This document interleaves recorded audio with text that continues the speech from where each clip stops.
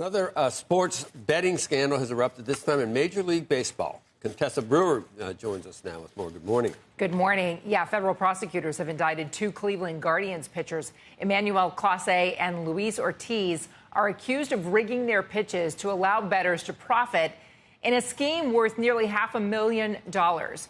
Clase's star is a star closer, and Ortiz is a starting pitcher, both from the Dominican Republic, and both facing a slew of federal charges, conspiracy related to wire fraud, money laundering, and more.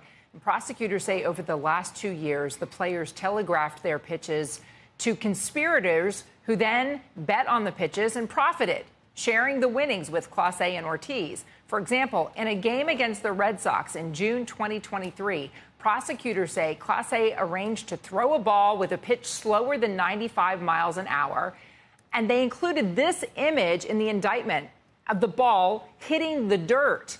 And they say the bettors won $58,000 because of that pitch. Though the MLB restricts cell phone usage, prosecutors say they busted Clase using his phones during the games with bettors, asking if they're ready. The scheme wasn't always successful, though. Prosecutors outlined one game where bettors wagered about 16 legs of a parlay on a pitch. They wanted big money. But the batter actually swung at a pitch that was supposed to be a ball, resulting in a strike and breaking the parlay. Clase allegedly texted a sad puppy dog emoji. Wow. Similar accusations against Ortiz. He was arrested in Boston yesterday. He's scheduled for federal court there today. His lawyer says Luis Ortiz is innocent of the charges related to two pitches he threw. He's would never improperly influence a game, not for anyone and not for anything. Clase is not in U.S. custody, though authorities did not explain his whereabouts. But in a statement, his attorney said Emmanuel Clase has devoted his life to baseball and is doing everything in his power to help his team win. Emmanuel is innocent of all charges and looks forward to clearing his name in court. Now, MLB and the Guardians have both said they have cooperated with investigators and they are doing their own investigation, but the Players Association is not commenting on the matter. The U.S. attorney says they defrauded the online betting platforms where the bets were placed, and they betrayed America's pastime.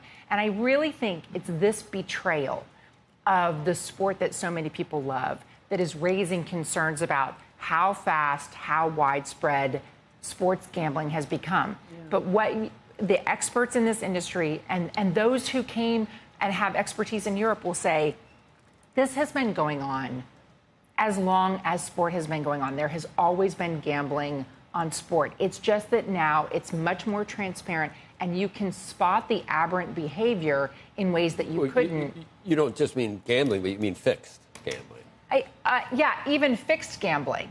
Because you're allowed to gamble on sport. No one's saying don't do that. I just think that a lot of people. You mean there was always the opportunity to try to rig the game, even if it was with But illegal. Even when it wasn't legalized gambling, right? There were bookies that you went to, there were pools that you were part of. You could wager on sports if you wanted to. Yeah, but there's so much more money now, yep. And that creates not only more opportunity but more incentive for people to do something along these lines. And the leagues are taking notice. They're standing up and going, look, do we really have to have a bet available on a kicker in a football game that he's going to miss the kick? Right. Can it just be to make the field goal? Right. Yeah, a pitch in the dirt. I mean, but it sounds like it's part of parlay, as you said. So it would break the parlay if that one didn't work. It's not a single bet usually? No, some of them were single bets. But on micro bets, just on the pitches, not on the game outcome itself. They're on individual in-game pitches where you're making the money like that. Right. And I mean, that's the leagues signed off on this stuff. They've got to be rethinking all of it now. I think that they're not rethinking the overall idea. But the bets you can put along. Yeah, I think there's too much money at stake to rethink the whole kit and caboodle. Yeah, but the idea that you can bet on so many things, like the Gambler's Anonymous sort of way of looking at life. Yeah, that's a lot.